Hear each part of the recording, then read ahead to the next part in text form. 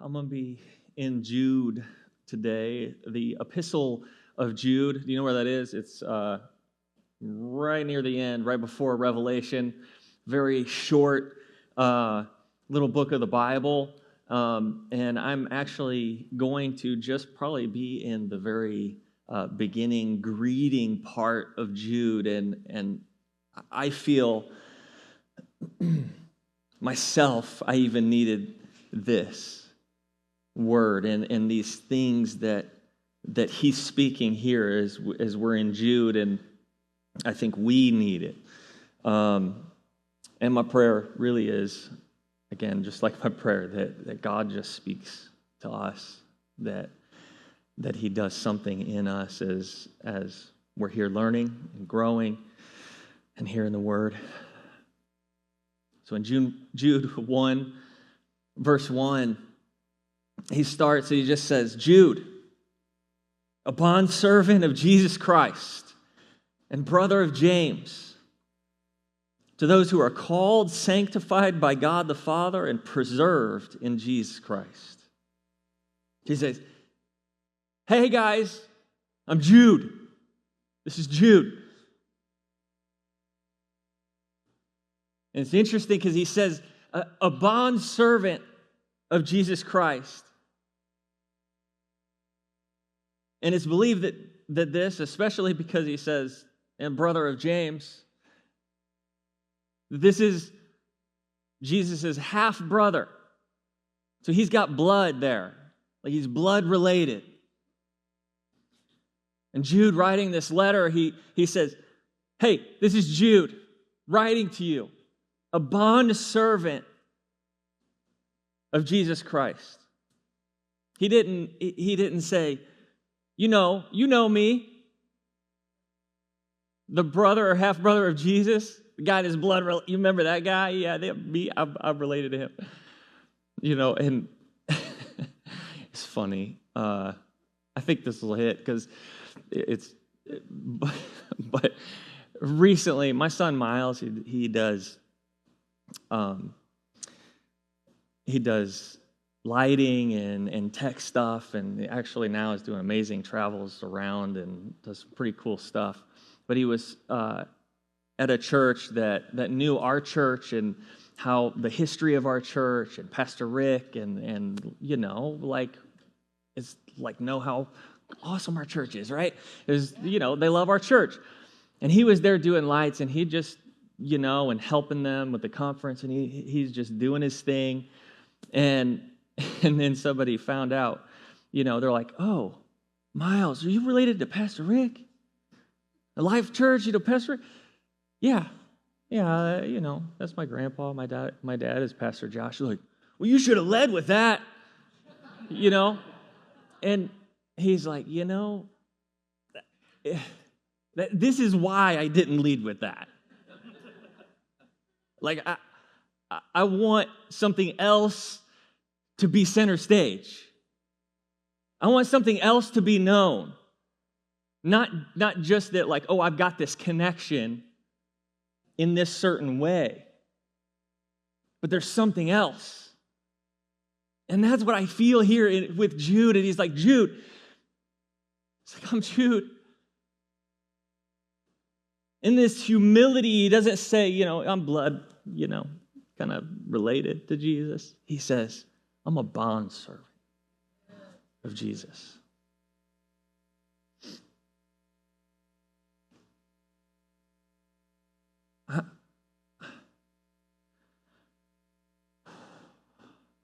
I'm indebted to him.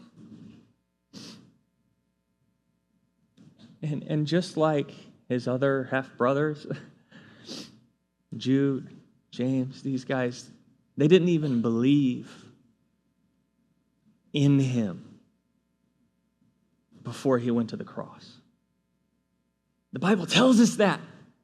In John 7:5, it says, for even his brothers did not believe in him. Didn't believe. I mean, they believed he was Jesus, their brother. Yeah, I know that guy. But they didn't believe that he was the Christ, the Son of God, and who he was. They didn't believe. This is something,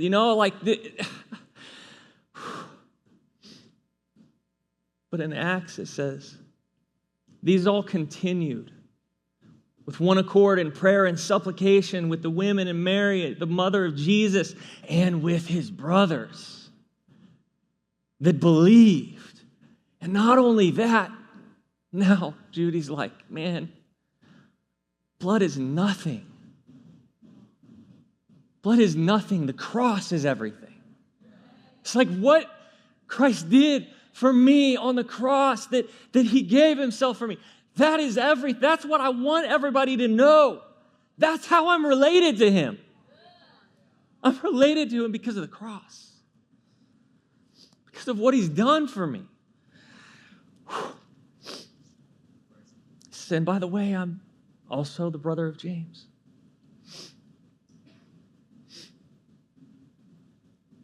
He says, to those who are called, sanctified by God the Father, and preserved in Jesus Christ.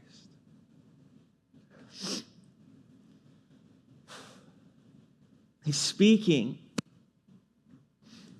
really more specifically. This isn't like something like he's this outreach message, sending out like a track, to those that don't know who Christ are. He's speaking to the church, to the people that know him, speaking to us. He says, to those who are called, sanctified by God the Father, and preserved in Christ.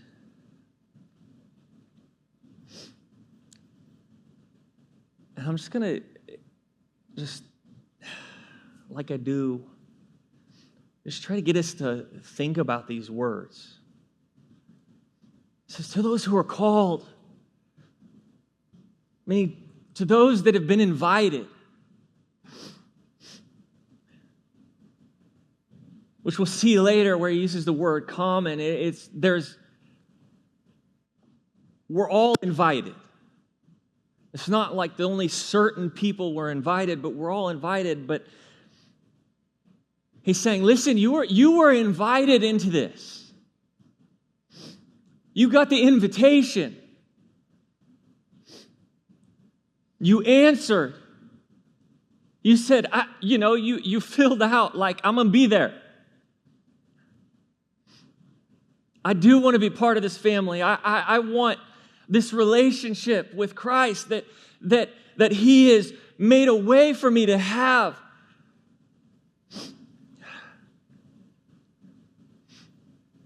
I want to attain, I want this salvation for myself, this relationship with him. We were called. I think about, always think about movies, stories, TV shows, like all this stuff. And I think about that commercial. Was it maybe Verizon? Where the guy's just sitting there and he's saying, "Can you hear me now? Can you hear me now? Can you hear me now?" And it was like so annoying. But I'm thinking about this invitation that's been sent to us. This invitation, like God's made the call. He's on the other side of the phone. And I don't know if you're one of most of us are like this, but somebody calls and you got to pick up. It's like, it doesn't matter what else is happening. Somebody's calling, somebody's texting, we get so intense about this stuff. But are we answering the phone? Right? We're picking up. Are we on this phone with God? Because he's calling. He sent out the invitation. Did we respond? Are we responding to that? He says to those that are called and those sanctified, meaning to be set apart, separated from what was, to be set apart from the old, to be pulled out of that mess.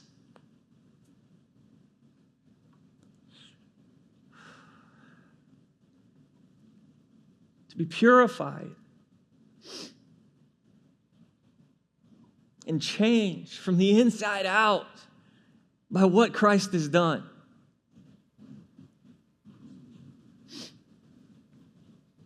And preserved, meaning to be kept.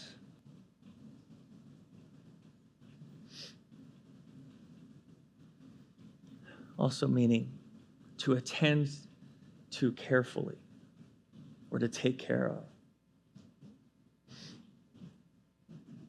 So saying, listen guys, I want to speak to you, we were invited. We've been called and invited into this relationship with God, this family, and we've been sanctified, we've been set apart, that what he's done for us is purified us. We've been put into the fire of who he is, that's purified and burned away all the mess, all that stuff. I don't want to get into too many stories, but when they purify gold or different things, and there's just all the dirt and the impurities rise to the top, and it's scooped off and separated because they just want it to get more and more pure.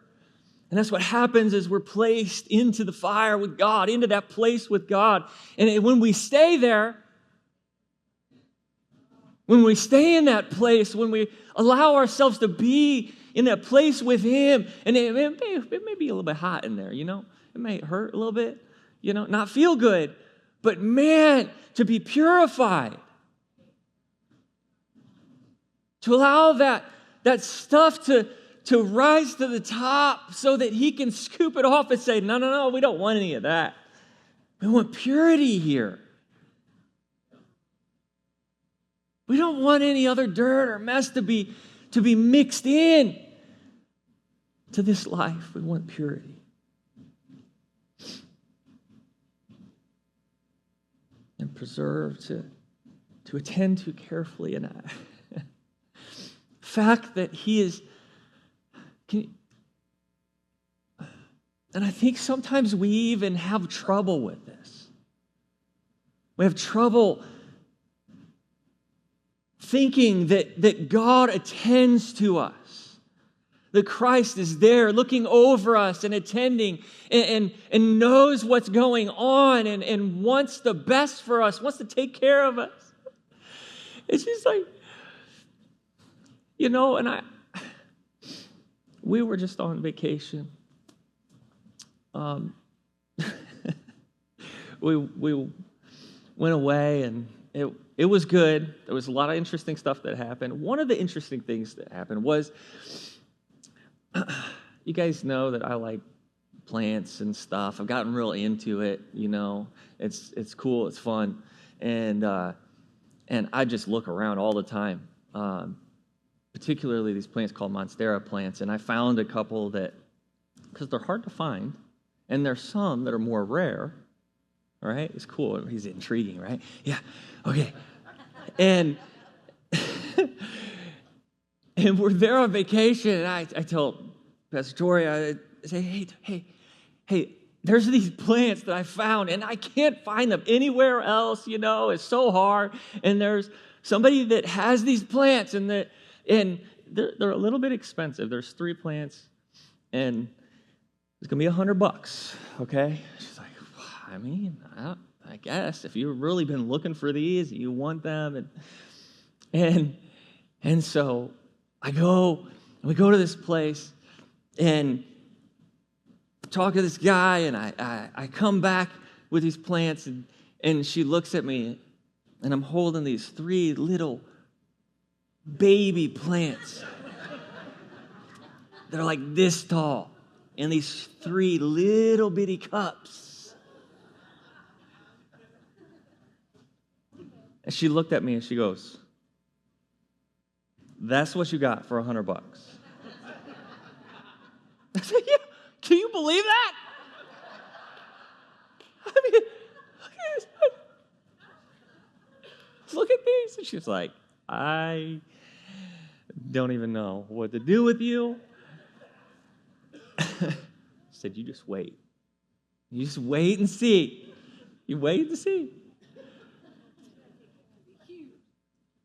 And you know, those things were more protected than anything else besides Tori on the rest of our travels. But I was taking care. I mean, that was, spent $100 on these 3 little barely leaf things,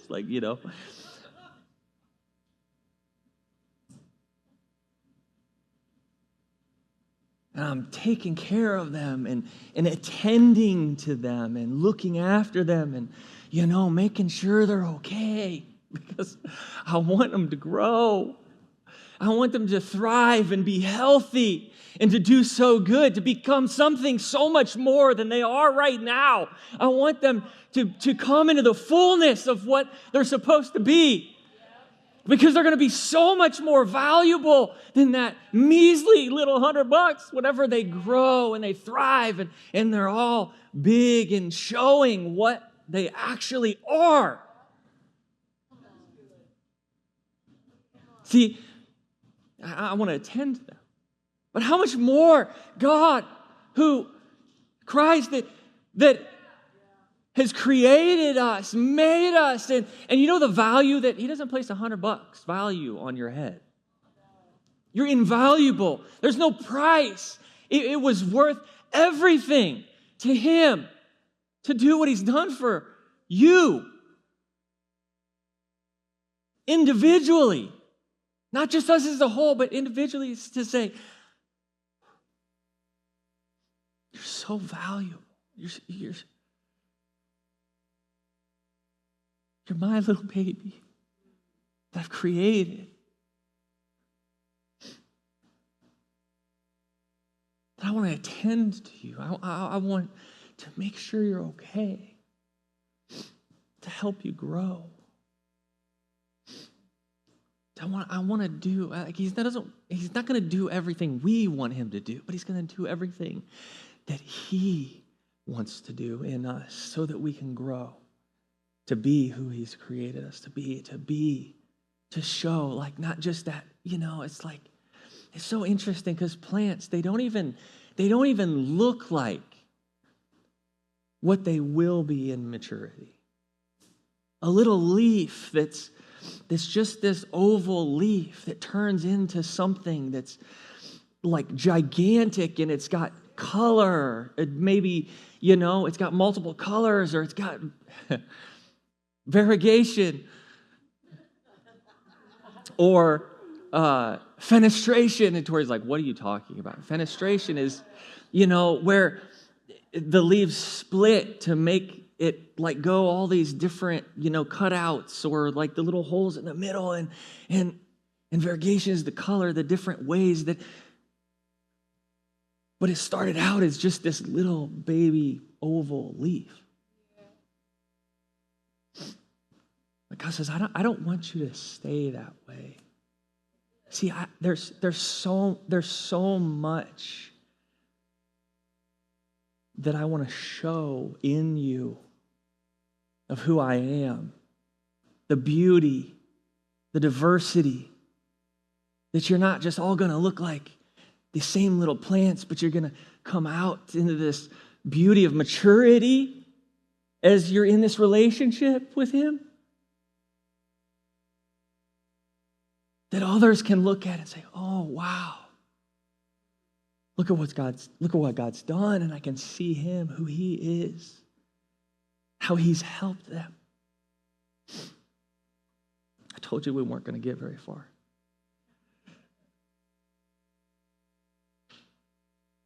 He wants to take care of you. And in verse 2, Jude 1:2, he says, mercy, peace, and love be multiplied to you.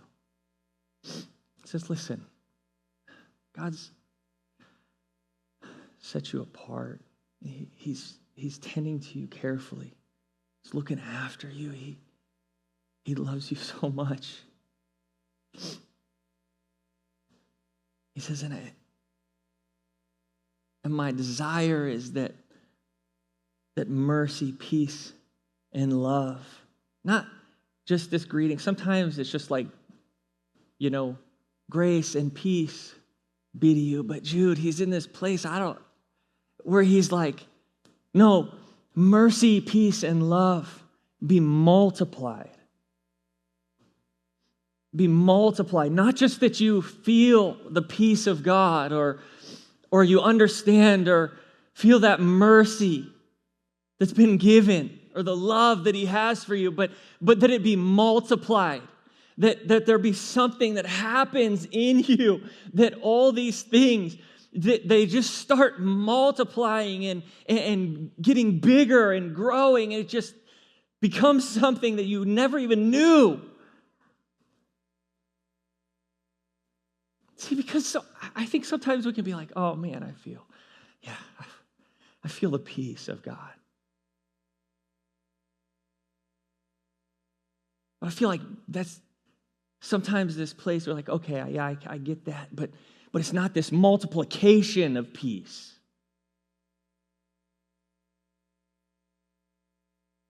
Where it just keeps going. And it's not just in this one moment, but it goes to the next moment and the moment after that. And then our life is just filled with that peace because it's being multiplied in all the areas of our lives. Right?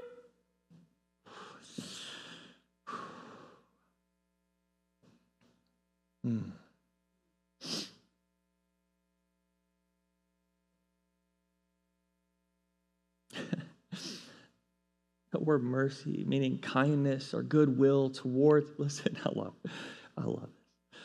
Kindness or goodwill towards the miserable and afflicted, joined with a desire to help them.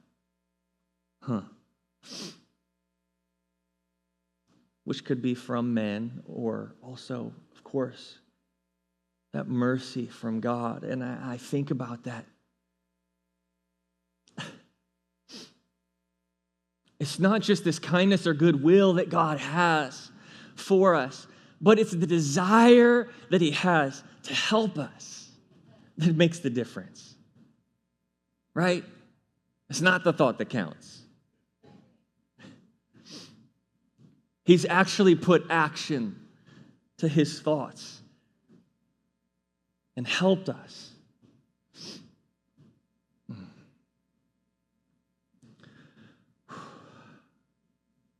We're allowing those to be multiplied in our lives.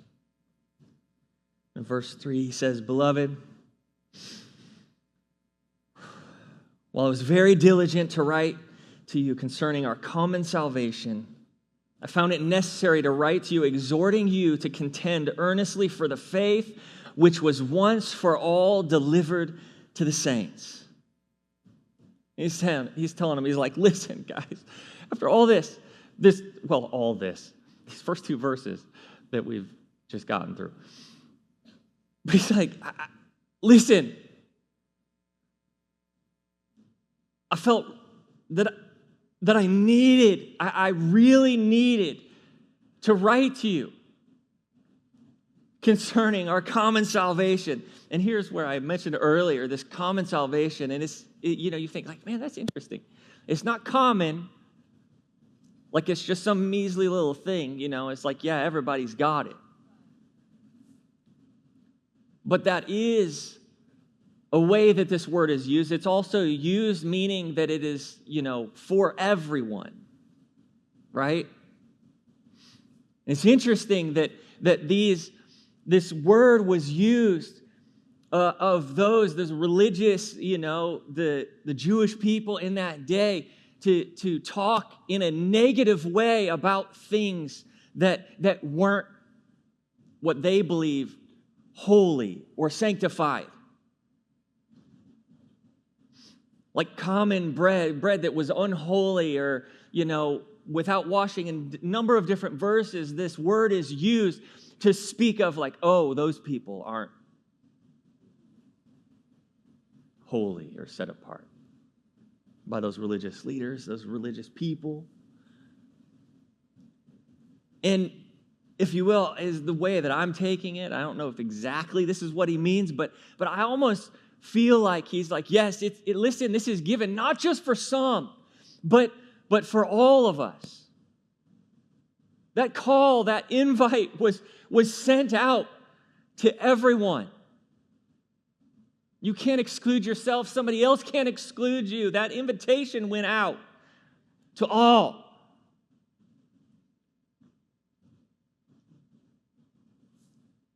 But also, maybe just putting it in their faces, saying, listen, you might say that this is unholy or unsanctified. But that's what Christ has done. He's given us something that everybody can have. Not just a certain person or some people that are out there, but He's given it for all.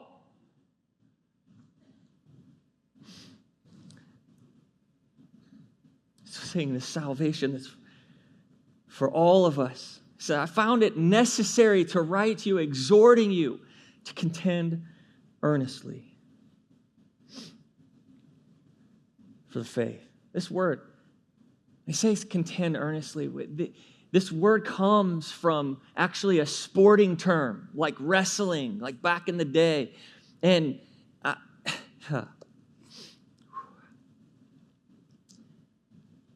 meaning to enter a contest or contend in the gymnastic games, to contend with adversaries or fight or to struggle with difficulties and dangers.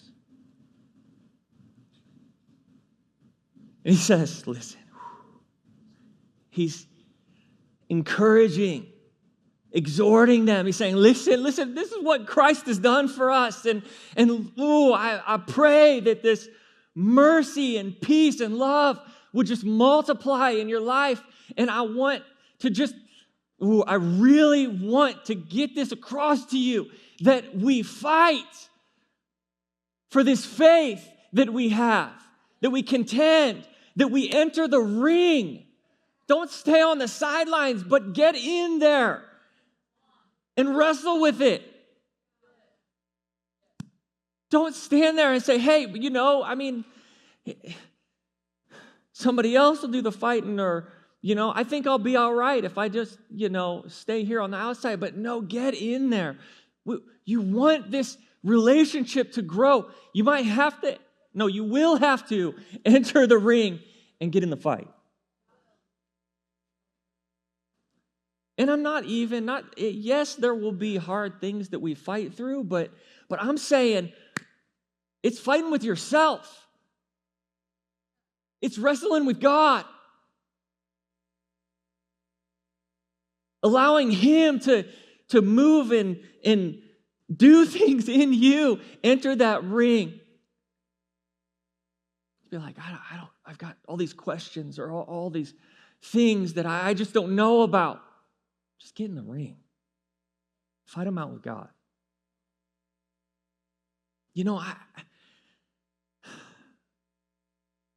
This one of the lies, there's many lies that the enemy tries to tell us, is that God, He doesn't want to hear, these arguments or our grief or our anger because all these things have happened in our lives, or whatever it is. But there's nowhere in the Bible that it says that. It actually tells us that when we're in those situations, He wants us to draw close and allow Him to hold us. And we think about whenever I'm all peaceful, no. I just imagine. He's like, no. Those little screaming babies? The ones that are hard to hold? Yeah, when you're like that. The ones that push against your chest when you're trying to hold them, and you're like this, and you're like, no. Yeah, when you're like that. He's like, you think I'm not strong enough to hold you? When you're kicking and screaming? You think I can't handle a little bit of attitude? Or grief? Or sadness? Whatever it is, do you think that I can't handle that? How small do we think he is?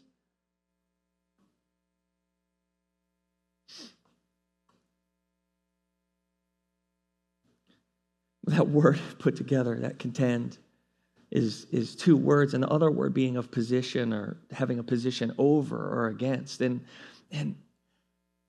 I love that picture. It's like fighting for this place, getting over these battles, getting over these questions, getting over this confusion or fear. He says, I've got you. Just step into the ring. Just let me hold you.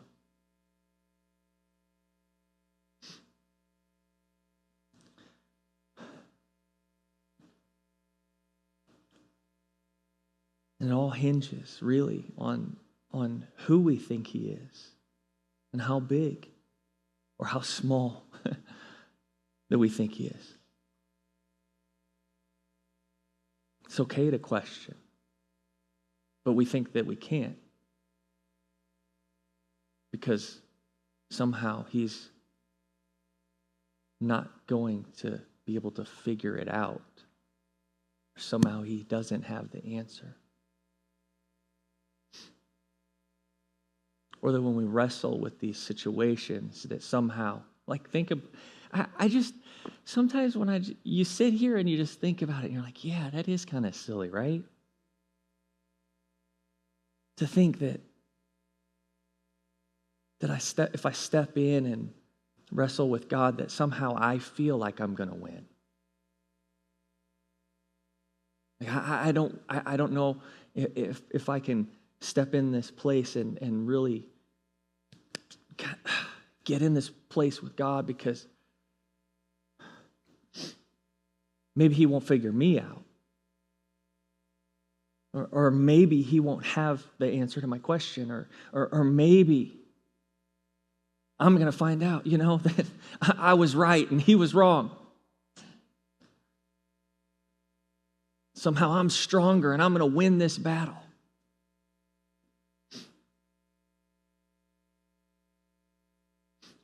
But just let me tell you, that's not the case. No matter how big that we think he is, that doesn't change actually who he is or how big he is, or that he created everything. Everything that we see, hear, can think about, can understand, it's all him.